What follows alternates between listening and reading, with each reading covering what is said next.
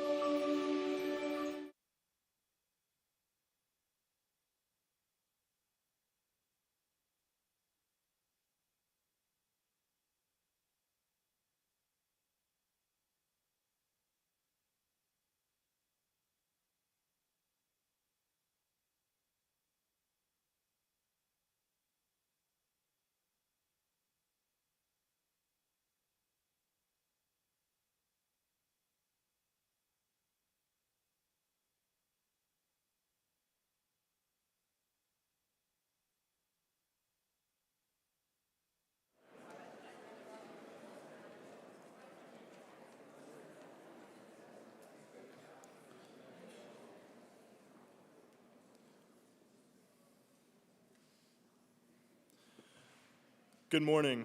I am C1C Wesley Ferguson, and I am pleased to welcome you to the 65th Academy Assembly panel on emerging technology and future advancements. Before we begin, I would first like to turn your attention to the QR code on the screen behind me. If at any time you have a question you would like to be answered by our panelists, please scan this and submit your questions on the Microsoft form during the Q&A portion of the presentation. Please remove all proxies. And please join me in welcoming the moderator for this event, C1C Ryan Hermes.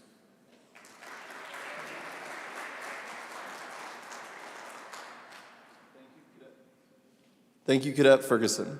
With the advancements of technology such as artificial intelligence, 5G, and quantum computing, the world is experiencing a race to capitalize on these advancements first.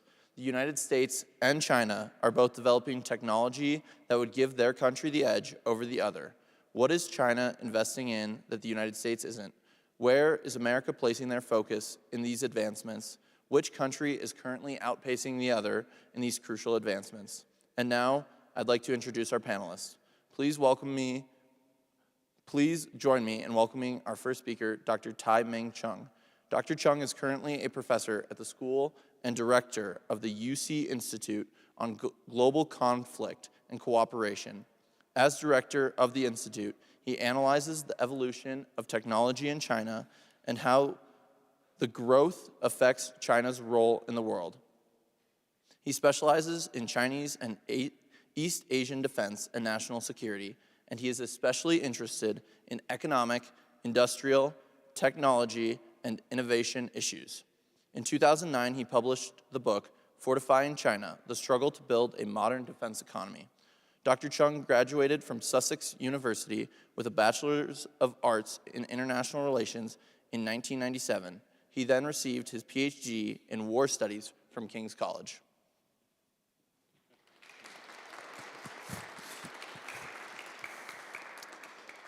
I would now like to introduce Lieutenant General Retired Bradford Shwedo. Lieutenant General Retired Bradford Shwedo graduated from the United States Air Force Academy in 1987. He is credited with establishing offensive cyber warfare programs at the Pentagon, and he created and commanded the first cyber attack group in the Air Force. He also commanded the 67th Networking Warfare Wing in Lackland Air Force Base, Texas, and the 25th Air Force Joint Base, San Antonio, Texas.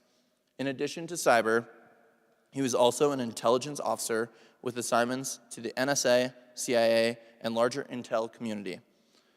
Before retiring, he held the position of Director for Command, Control, Communications, and Cyber Chief Information Officer, Joint Staff, J6, at the Pentagon. General Shwedo has 4 master's degrees focused on warfighting, and he currently serves as the director of the Institute for Future Conflict at the United States Air Force Academy. And finally, I would like to introduce Colonel Retired John Venable. Colonel Retired John J.V. Venable was commissioned in 1981 through Ohio University's ROTC program and went on to collect over 4,400 flight hours in the F-16 and OV-10. He also graduated Fighters Weapons School, and he held both squadron and group commands, including leading the 379th Expeditionary Operations Group in support of operations in Iraq. Enduring Freedom.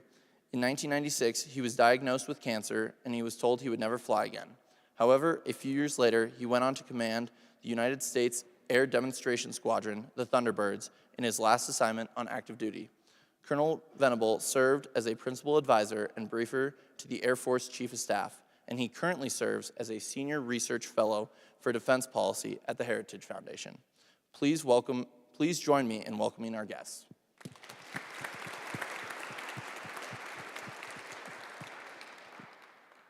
I would now like to begin with our first question. Gentlemen, what do you believe are the most important motivators behind Chinese and American technological expansion? Okay, I'll begin. So usually when I get these questions, it takes about 45 minutes to answer each one, but I'll try to keep it to under 30 minutes. there's a whole range of motivating factors, but I would point out sort of perhaps the most important for China, and I'm going to be, most of my areas is China, which is what I focus upon, is the role of threats, right? And threats are particularly important for technological innovation. In the 80s and 90s, when China was focused on economic development, and it had threats, but threats were sort of routine, not very significant. When the Chinese began to face existential threats, and the biggest threat was sort of from the mid-1990s in the Taiwan Straits, and then in 1999 there was a Belgrade embassy bombing of the Chinese embassy. It was an accident by the U.S., but the Chinese said this was a clear attack against sort of Chinese sovereign territory. Whatever the reason, the Chinese saw that as an existential threat to sort of the survival of the Communist Party. And what this then led them to do is to see this as a sort of what we call a catalytic threat that is to the very existence of the Chinese state. And so they began to engage in a technology development program, especially on strategic deterrence, what we would call now anti-access area denial. They said, we need to develop disruptive technology capabilities, much more than routine technologies. And this type of this catalytic threat, especially dealing with the US, has been driving what is going on. And so the threats, if they're really very powerful, this leads to a different approach to how the Chinese think. They focus on disruptive technology innovation. If the threats are much lower, if it's more of a conventional threat, then more of a routine technological modernization. So understanding the threats and the Chinese assessments is critical to understanding how they approach sort of technology development, whether it's disruptive or incremental in nature. Thank you, sir. Well, I will tell you the first thing I've seen is they initially looked at history and always look at history, and they'll always point to history. And although we thought the 20th century was really cool, they called it the end of the century of humiliation. And they longed for the days of the Middle Kingdom. And, you know, that was a time when the rest of the world paid tribute to them. And quite honestly, when you start looking at the stair-step approach that they're taking, it's pretty logical. First of all, if you go in the Nixon Library, Zhou Enlai basically said they wanted, as a purview of influence, the South China Sea. And you can find that. And then the next piece, though, Desert Shield, Desert Storm was a significant emotional event, both for Russia and China. They saw us take down the fourth largest military in the world in a matter of days, and they said, oh my gosh, you know, that could happen to us. We use the same tools, use the same techniques, the technology, et cetera. So we watched them do kind of a dual strategy where they knew they couldn't get parity on technology. They wanted all of those stealth fighters. They wanted all of that high-tech capability. But they knew that was going to be a long-term investment program. So they kind of did a dual track. First of all, they wanted an asymmetrical attack access where they could make it very painful for the United States in the interim.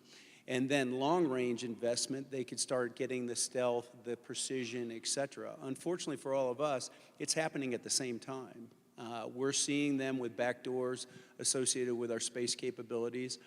Secretary of Energy Jennifer Granholm has said we are vulnerable from a cyber attack in our infrastructure. And on the other side, if you look at a Chinese J-31, or if you look at some of their capabilities with long-range missiles, et cetera, you're starting to see where they're coming. Now, the last part is listen to what these people say, because they're very clear where they want to go. They want to make sure that they can have the influence in the South China Sea. Unfortunately, their version of history is not doing very well in the court systems. But their long-term goal by 49 is to be the preeminent superpower. You can Google this, you can see this, but often people don't listen to these folks. So you can clearly see that they want to use whatever capabilities, whatever technology that will get them to that game, and they have lots of money to invest. And that is kind of the last thing I'll part with. It isn't just in one cylinder of excellence, you've got to look at their economy, you've got to look at all of these things and trace out where they want to go and is it going to happen. And they're stumbling right now, and we'll probably talk more about that. Well, I'm not sure how I'm going to compete with these guys. They're brilliant. I want to step away just for a second and thank you all. One, for the Academy for the invitation to come here.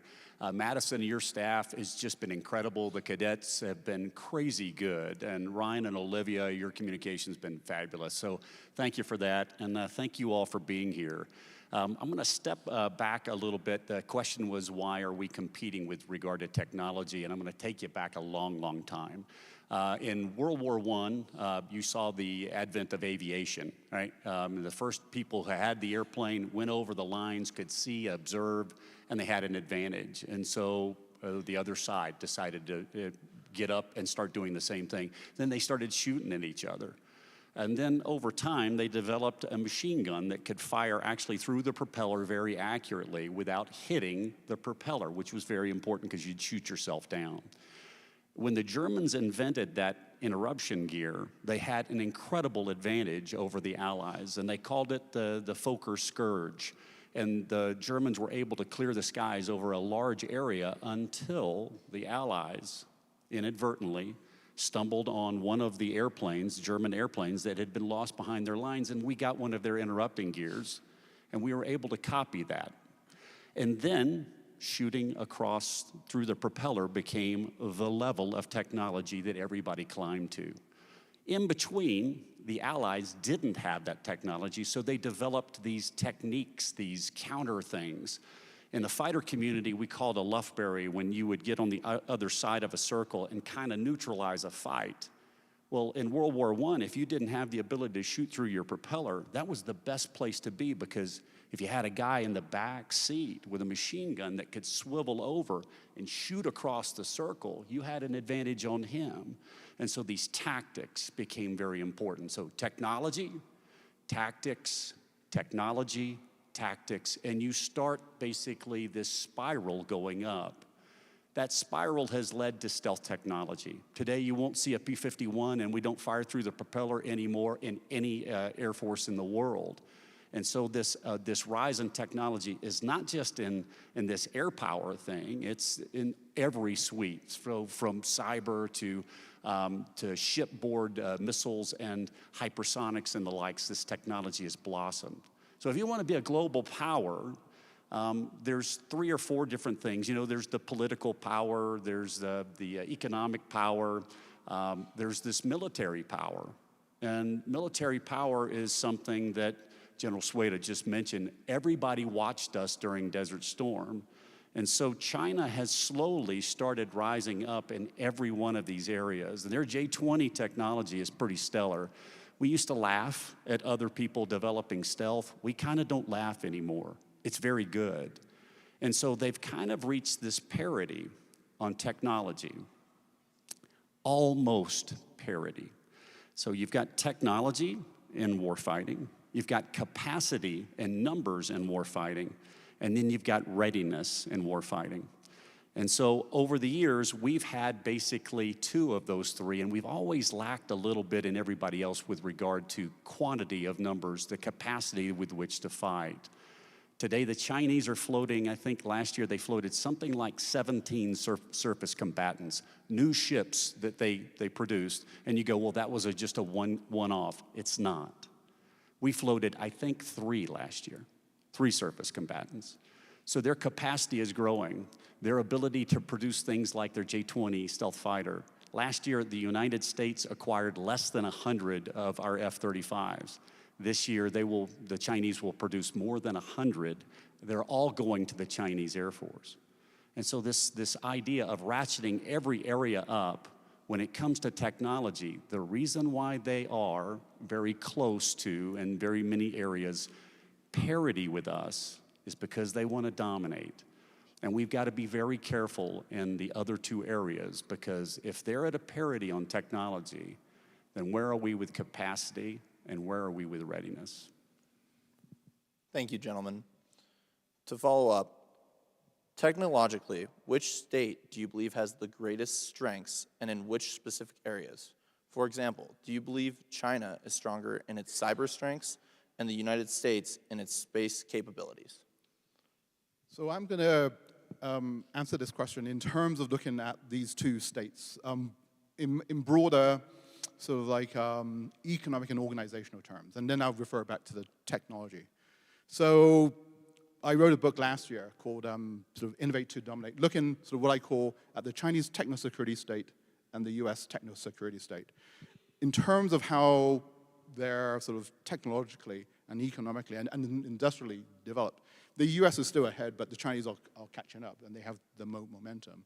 But fundamentally, what is the most important to understand in terms of strengths and weaknesses is how the Chinese and the US techno-security states organize themselves. The Chinese model is what we call, it's a status model, right?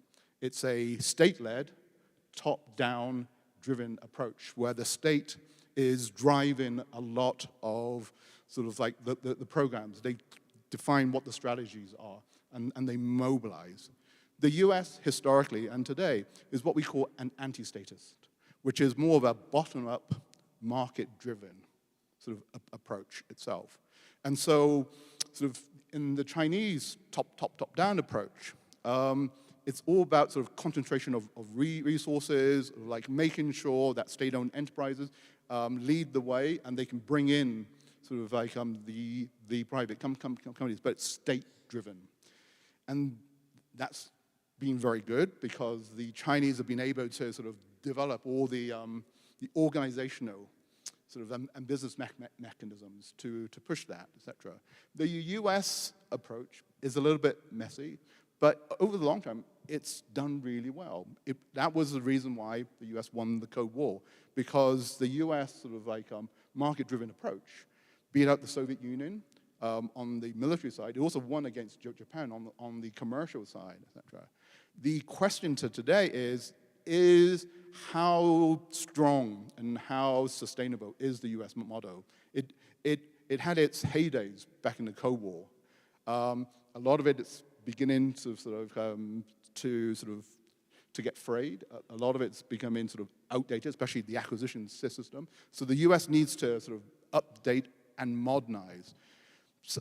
And so the questions going forward is like, then the next 10 to 15 years is the status versus the anti-status model. Which side is that going to win? I think the US has all this sort of like all the fundamental strengths. Sort of like I think over the long term, the market-driven approach tends to win.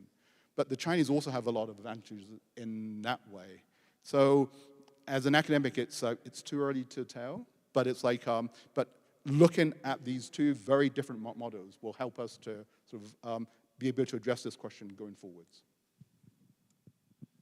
So I will tell you, when you match up the two forces, and actually Indo-PACOM and PACOP's got a very compelling brief where it shows you numbers of the United States versus China from 1999 and then to the current. And when you see the disparity in numbers, it's pretty alarming. And, you know, as earlier stated, numbers have a quality all its own. So we always relied on quality, stealth, high technology.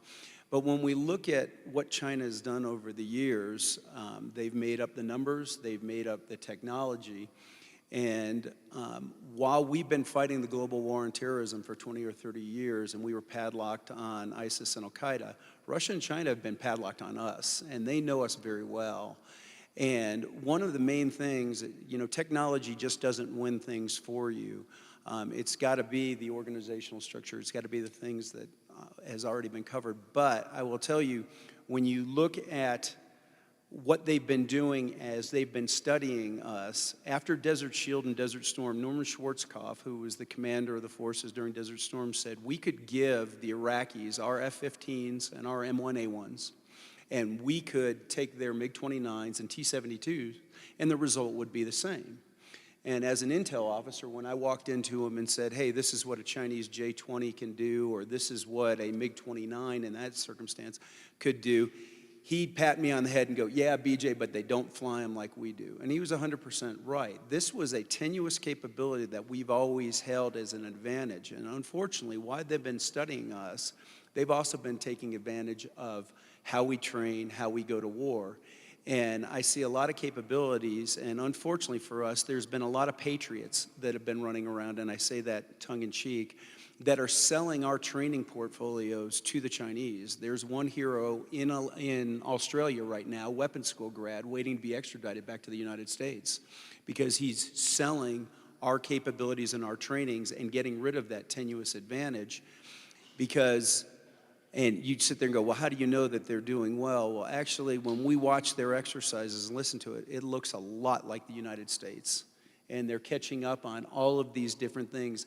And that's already been said. It's not just technology. It is how you take technology, how you incorporate that, how you organize to that, and that is how you get that synergistic nature. So while we're struggling for the future for the Institute for Future Conflict, we give background and saying this isn't the first time that other countries have tried to figure out what the future looks like. So I kind of drag cadets to the interwar years, and when you look at the people trying to figure out what happened after World War I, the French actually had better tanks than the Germans. And they looked at what happened and they extrapolated what the future was going to be. And they said, clearly, it's going to be trench warfare. So what did they do? They built the most exquisite trench on the planet, the Maginot Line. They also knew that there'd be breakthroughs. So they had these tanks that would be mobile pillboxes. Would they close that? The Germans looked at it completely different and said, no, actually the problem is there's lack of mobility. We will mate tanks with air power with radios, and we will get maneuver space. Who got the future right? And those are the type things that we're struggling with this forum, et cetera, on, hey, how do we extrapolate to that next piece? But to solely focus on technology may lead you in the wrong direction. You've got to do exactly the dime and the other things that have been discussed to open up the aperture, because it doesn't just reside in one cylinder of excellence. Yeah, I love this conversation. If you go back to what Dr. Cheung said about momentum, the Chinese have momentum, and we are actually still in a period where we're going back on our heels. Couple of odd statistics. In the Cold War, I happened to be a Cold Warrior. I flew the F-16 in Spain, and we were ready to go against the Soviet hordes. They were significantly more numbers of fighters on their side, and we knew their assets pretty well. But one thing that we knew better than anything is we trained to the nth degree. And we would go out and fly between 200 and 350 hours a year per pilot. That comes out to something on the order of 150 to 180 flights or sorties every year. And we were ready. When we found out through intelligence sources that the Russians were getting around 125 hours a year, we knew that we would just crush them. And we could have, and when you go back and have the discussions with your old Cold Warrior, they still are in disbelief that we got as many hours and as much training time as we did. This idea of repetition is crazy good, crazy hard. Fast forward to today, the Chinese, as General Shwedo just said, is they've taken our tactics, but they've taken this other piece of our portfolio. They're getting their Chinese fighter pilots are getting between 180 and 220 hours a year. Last year, the average U.S. Air Force fighter pilot got 125.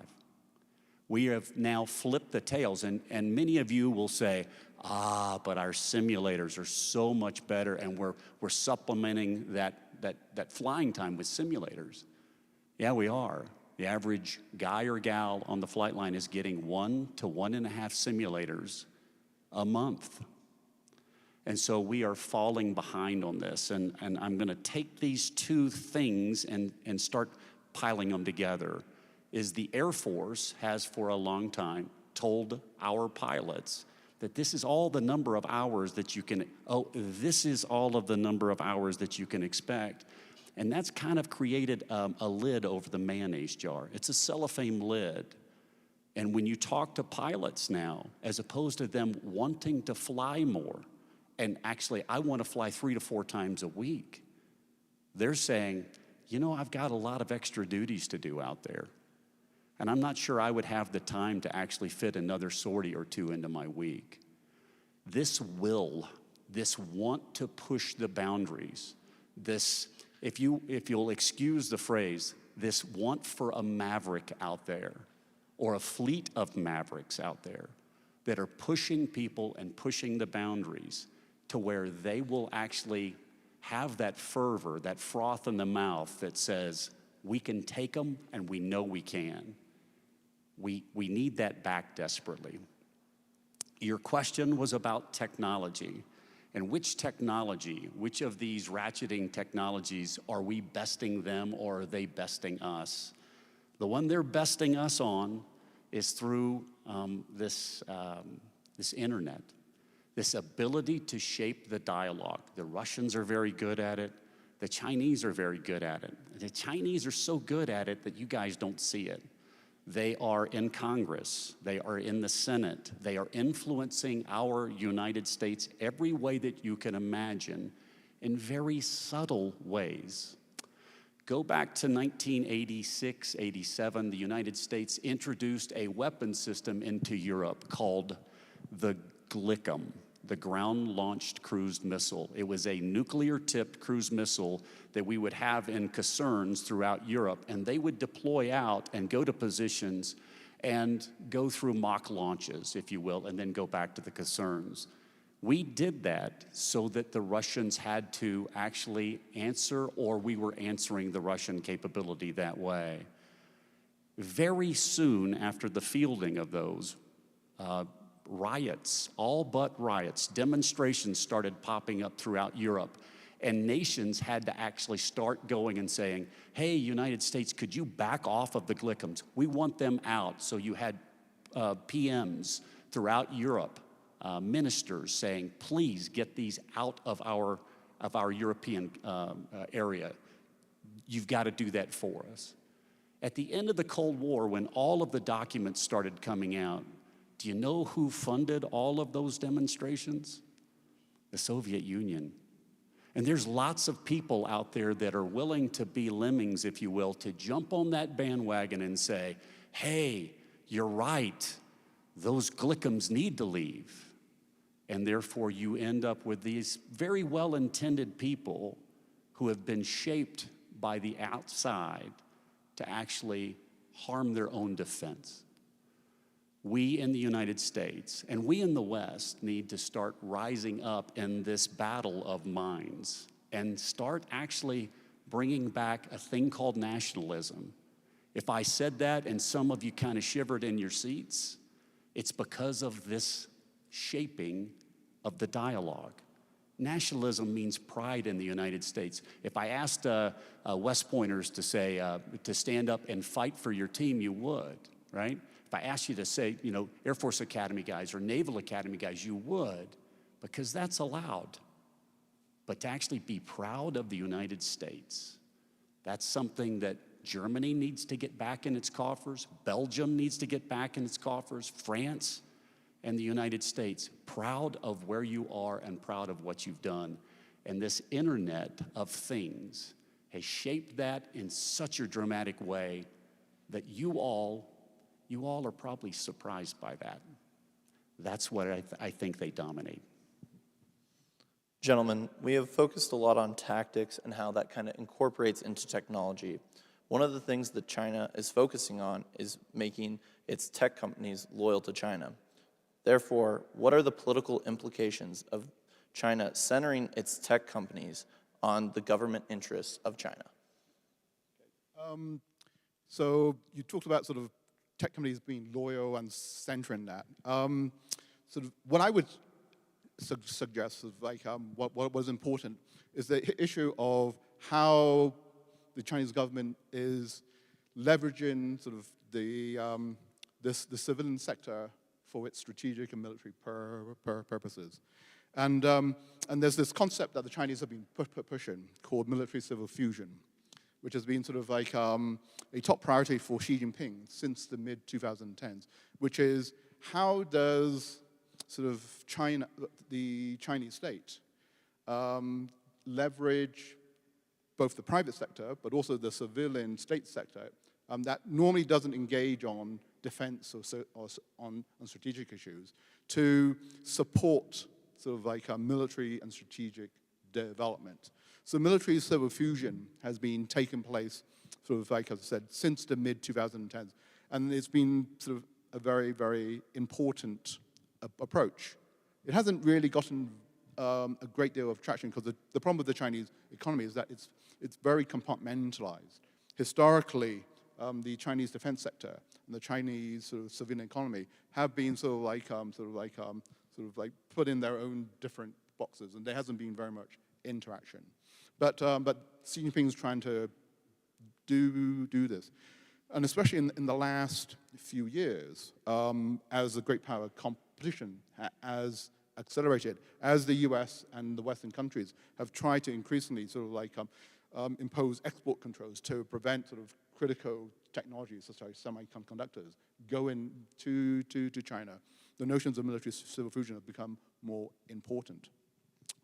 At the beginning, sort of early this year, Xi Jinping gave a very important speech at the National People's Congress when he sort of like talked about that sort of a new concept called national strategic integration, which is how does sort of the Chinese state leverage the strategic parts of the Chinese economy to focus on developing strategic capabilities that is more than just military, but at the national security level, to deal with the major threats, to do with the US, to do with the Taiwan Straits and different areas.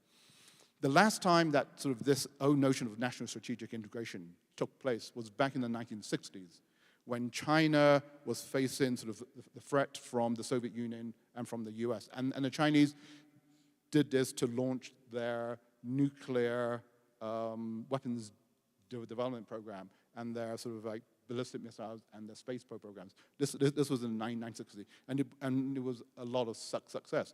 The Chinese went from being very weak to developing the strategic deterrence capabilities to deter the Soviet Union and the US. And the Chinese now, with this national strategic integration, is doing the same again because they find themselves facing these same types of fundamental risks. And so the core areas of national strategic integration in terms of technological development now, the Chinese are looking on semiconductors, on emerging areas, etc. And an important part of national strategic integration is, and Xi Jinping talks about that, is how do we mobilize the economy and how do we engage on not just sort of like economic securitization, but there's now talk about militarization of the economy, which is, so what I begin to see is that the Chinese economy for much of the last 4 decades has been sort of focused on peacetime development.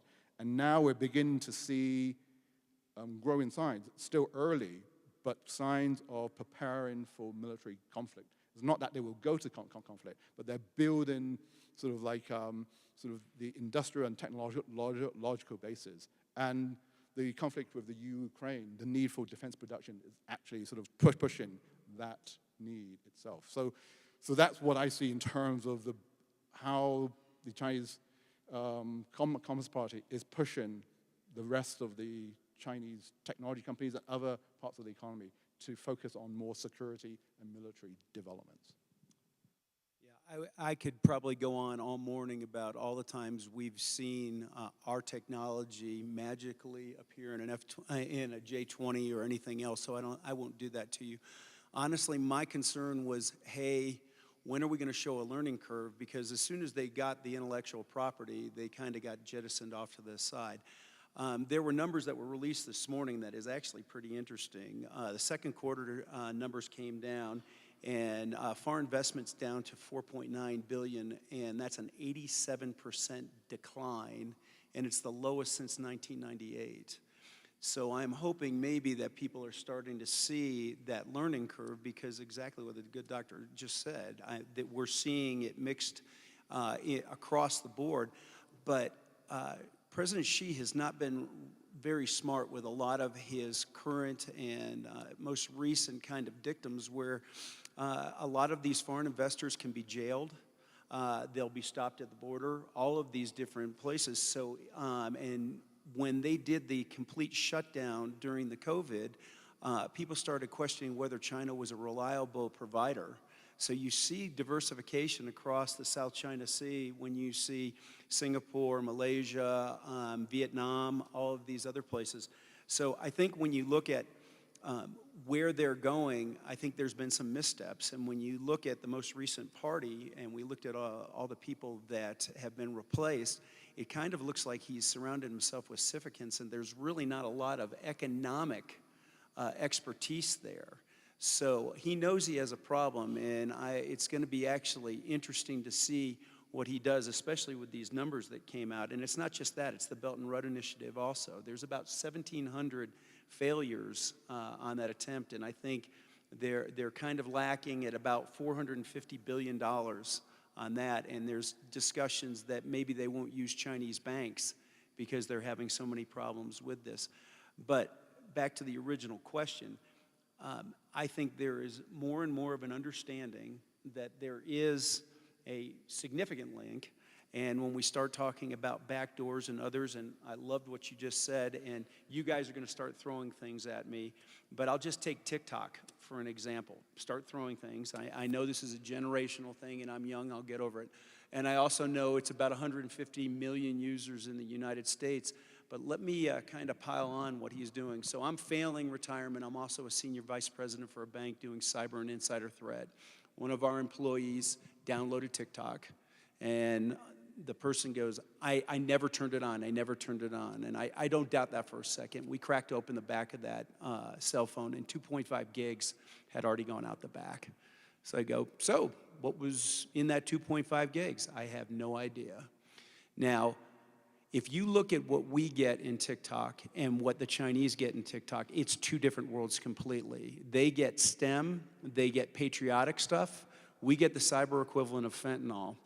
And, you know, if you sit there and look at the stuff that they're downloading, and don't believe me, if you go on there and you look for something on the Uyghurs or Hong Kong or anything else, it's going to be very positive. Now, once again, not to pick on you guys, the youngest voters in the most recent election, does anybody know the number one information they use to inform their votes? TikTok.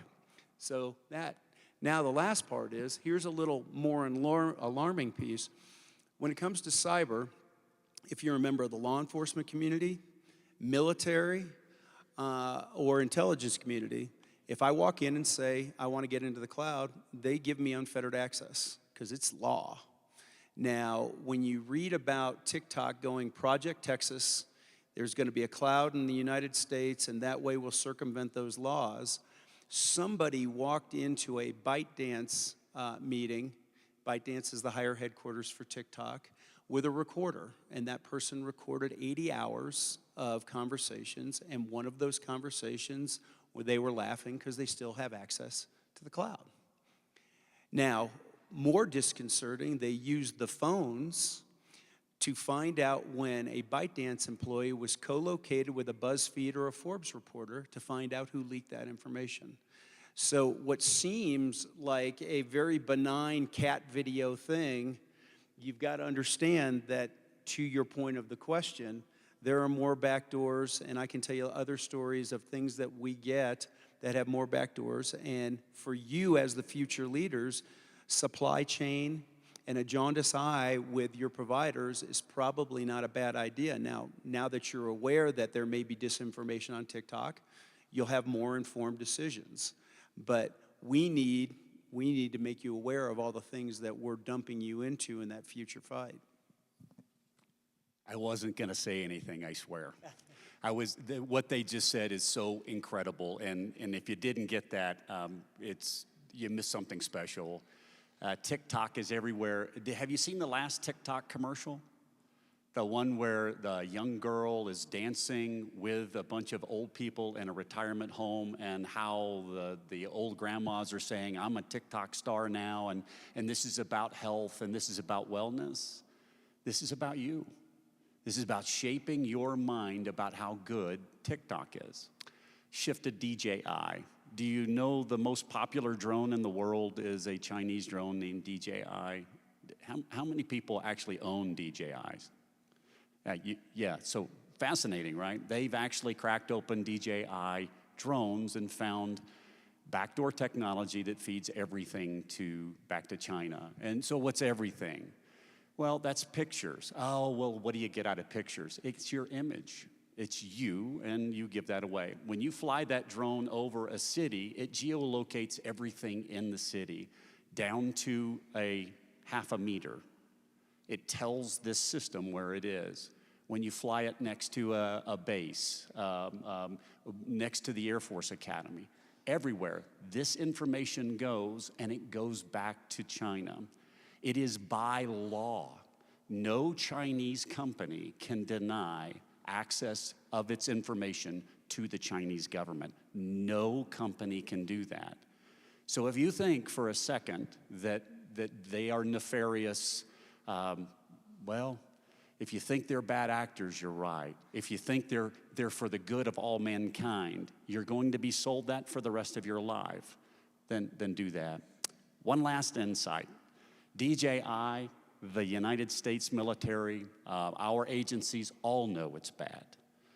Congress has actually been inundated with legislation through the National Defense Authorization Act, NDAA, to actually make it illegal for the services to purchase DJI drones. And that legislation 2 years ago, I actually helped write. I was really proud of it. It made it through the brokering process between the House and the Senate. It goes through conference and is actually agreed upon, and then the weekend before it's released and actually goes to signature, that legislation just disappears. Why did it go away? Well, I think I know. I think I know why. It's because you have someone in a congressional district that is influenced by a company who sells something to DJI drones. That's all it takes. But this infiltration that I'm telling you about, it's not, there's nobody, I'm convinced in Congress, mostly convinced, there's nobody there that wishes us ill. They want to do right by their constituents, right? And they want to do right by the United States. And yet, they are making moves that are in the other direction. And this is something that you need to be aware of. Last thing I'll tell you about all of this is Ryan and I had an engagement this last spring that I'm pretty sure I cried myself to sleep over that night, and I think he did too. This is something where I was talking to him about think tanks, and I'm from a very conservative think tank, the Heritage Foundation. I write a lot, I read a lot. And I was told a long time ago that when you read a document, always look to see the author's name and always look to see where that author is from. And you can do that on any document. The New York Times will have just 2 lines on the author right at the end. And that tells you where that document came from and what the mindset of the author was. Everything that comes from Heritage, I'm telling you, is poison. It's poison. Everything that comes from the Air Force Academy, it's poison. Every bit of information that you can get from any source is poison unless you know where it came from. That's the only anecdote. And your job is to read other bits of information, not take that sole source. If you're a conservative and you believe everything that I write is the gospel, you had better think again. I am not someone that's going to poison you intentionally, but your job is to read as much as you can, take it all in, and then you make up your own mind. Don't let me sell you into a corner that you're going to regret. That's true on the internet right now. That's true on TikTok. If you go and use these as your sole source, you're going to narrow your focus to where you don't know how blind you are. Thank you, gentlemen. I would now like to switch to some of our audience questions. First, from Max Collins from Louisiana State University. The B-52 is soon to be a 100-year bomber. Does the old age of this technology warrant any concern regarding our war-fighting capabilities? And I'd like to start with Colonel Venable on this one. So the B-52, is it hurting our warfighting capability? Is that the gist of it? Yes, sir. Or any other old aging technology within the United States. Yeah, okay, so I'll come back to the B-52. If you've watched the war in Ukraine, what's missing? Air power is missing. If you go back to World War I, the trench warfare, if you go back to the Civil War, the way engagements were fought, right? It's all about maneuver and offense and defense, and when you have an incredible defense, you end up with trench warfare. And that becomes very devastating for the lines. Why is there no air power? Why aren't the Russians really pounding the Ukrainians with their incredible 4+ generation fighters? It's because both sides have these surface-to-air missile systems that are really incredible. The S-300 is a dated Russian system. It's from the 1970s, 80s, early 90s technology. It is crazy good. And the Russians who built that system are not good at defending themselves against their own system. On the other side, you had the S-400 from the Russians, right? And the S-400 is really a great surface-to-air missile system, and therefore anything that really flies and is visible can be shot down. And so now we've gone back to trench warfare. And so this escalation, this spiral of technology that I talked about, really important. A 5th-generation fighter would really change the paradigm there. And in numbers that mattered, it would change the paradigm. The B-52, it has adapted to that over the years, and it has long-range missiles and long-range weaponry that it can fire. The B-1, the same thing. Those have payload capabilities where you can launch JASM, those long-range cruise missiles that can go between 200 and probably 1,000 miles, upwards of 1,600 miles to go in, and they're pretty stealthy, so they have a chance of getting in at their target. That's adaptation for the B-52 and the B-1. But if you had to get close to the fight, then both of those would be non-players. And that's why you need the B-2 to penetrate, and that's why you need the B-21. And this is how we will continue to challenge the technological capability and the capacity of the Chinese, is by continuing to lead that edge. So I will tell you, if you watch what's going on in the Ukraine, it very much is just what he said. It's a spy versus spy thing. So I've been in many scenarios where the S-400, if it flies, it dies. And if you go back through history, there's a pendulum of warfare that goes from the offense to the defense. So during World War I, actually fighters were slower than bombers, and to orchestrate an intercept in that great big sky was pretty impossible. So they had monikers, the bomber will always get through. And then all of a sudden, in the interwar years, we came up with radar and AAA and other things, and then it started walking back. And by the time I got to the inter-German border, where I was going to fight World War III, they said if it flies, it dies, because there were so many surface-to-air missiles. Then all of a sudden, stealth came, and it swung back. So let's start looking at what's going on in the Ukraine. First of all, the S-400, I've been in many times where if it flies, it dies. And the Ukrainians have already killed 4 or 5 S-400s. And how they did it, and the reason why I'm sharing it with you, is no problem is too far out there for you to tackle. And in this scenario, they show up with papier-mâché, basically drones that destroy the optics, destroy the radars, and then they also know that they're going to get jammed, so they take a Neptune missile, which is a reverse-engineered KH-31, they keep it out of the jamming, and then once it comes through the jam, it's looking for a contrast from IR and schwacks it.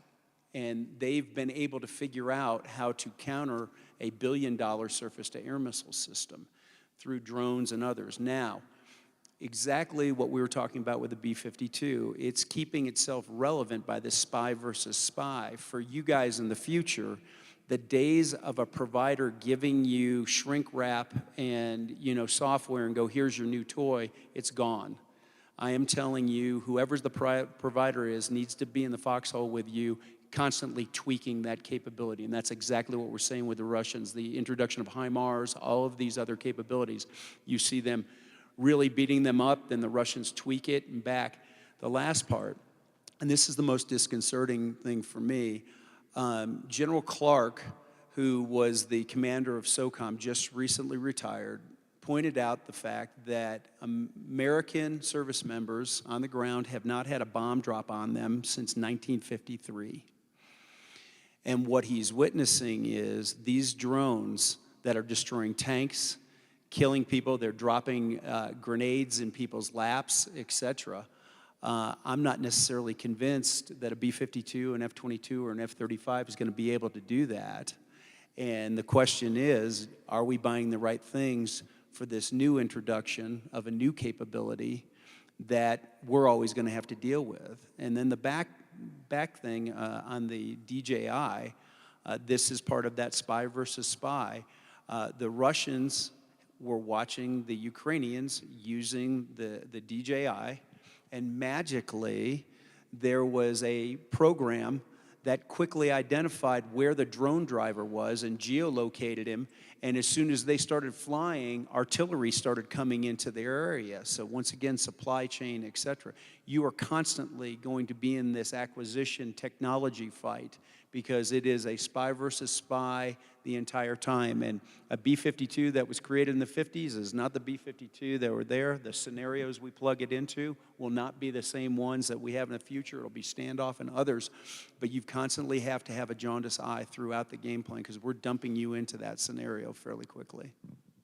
So I'll give the Chinese perspective. So to me, sort of like this old existing technology, the B-52 versus sort of the new high-tech, sort of new generation technology. So this goes to the issue of the nature of future warfare, all right? And there's one organization that I pay particular attention to in the People's Liberation Army. It's called the Academy of Military Sciences, which is the main think tank within the PLA that sort of like where the strategists sort of work out what is the nature of future warfare. Over the last, or like before the Ukraine war, it was all about high-tech warfare. And what they did was that a few years ago, they reorganized the academy and they brought in 600 PhDs, all focused on AI, all focused on sort of emerging technologies. And so what you had in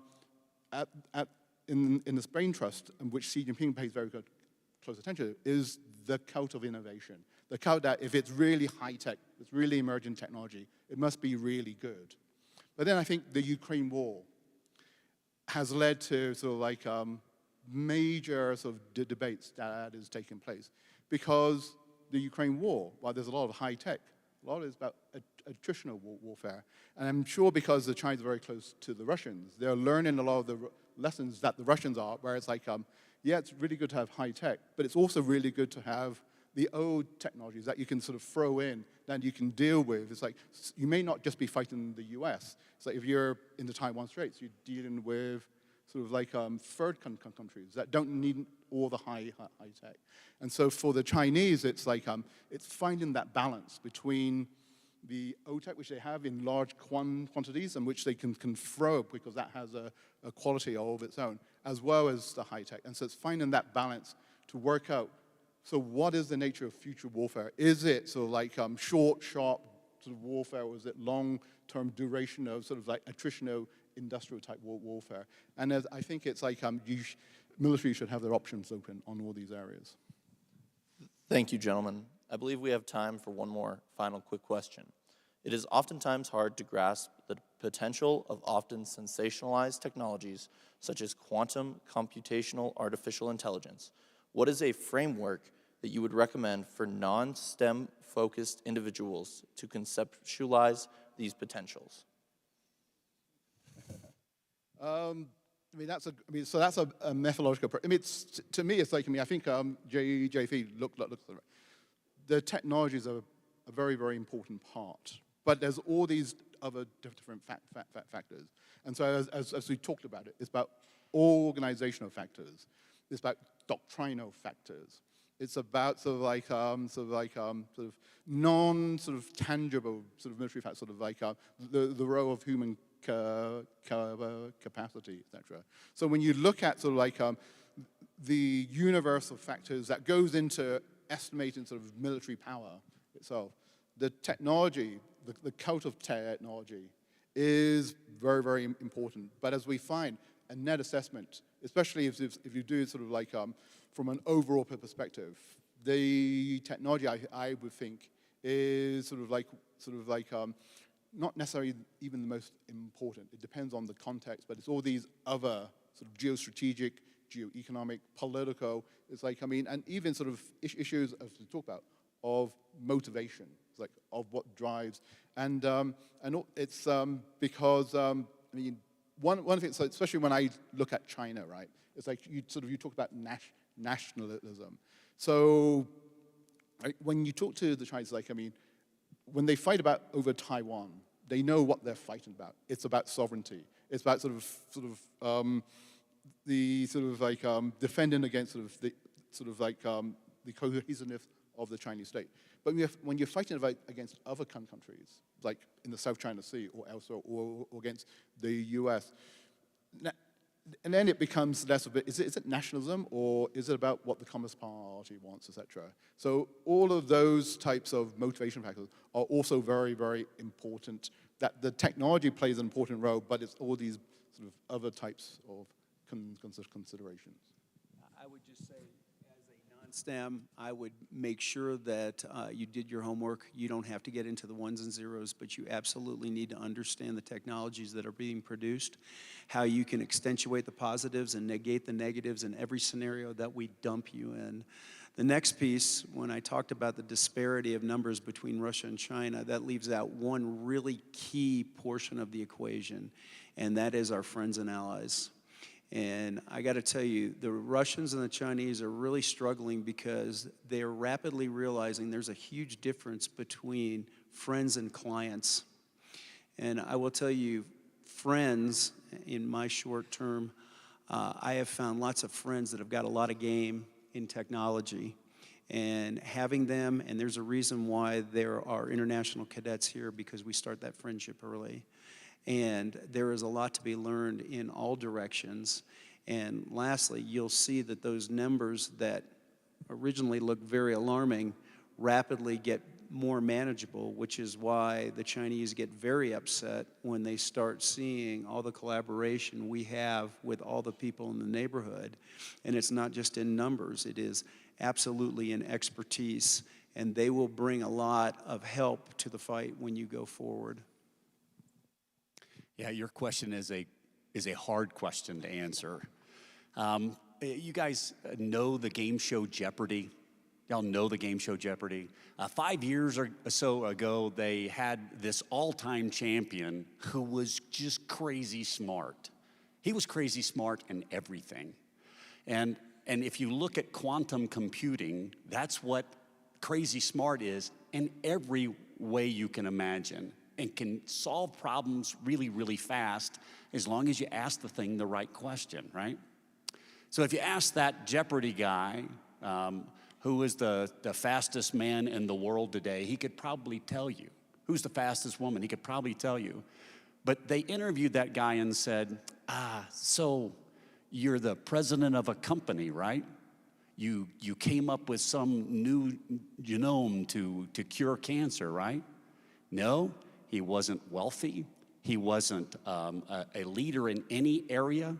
He was just wicked smart. How do you apply quantum computing? How do you apply that brilliance? And it's got to be integrated into a complete picture. Do you know how long it takes to sail a ship from the west coast of the United States to Japan? It's about 3 weeks. That doesn't change with quantum computing. You've got to actually add all of these parts and pieces up to where you can actually use them to implement your great goal, your great gains. And I think we've got wicked smart people in the United States, and I think a lot of them are in this room. And you guys are going to compete well in each one of these technological stovepipes. It's how we glue all those stovepipes together into a capability that really can be positively influential in the world. And for us, the primary focus of this academy, that's a warfighting capability that we give to our politicians so that they can do the right thing, but we always give them the most powerful tool that we possibly can. Will that involve quantum computing? I'm pretty sure it will, but it'll involve a whole lot more than that.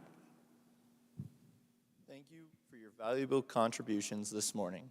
On behalf of the Dean of Faculty and the entire Cadet Wing, we'd like to extend our appreciation to all of you for visiting and sharing your thoughts with us this morning. Please accept this gift as a token of our gratitude.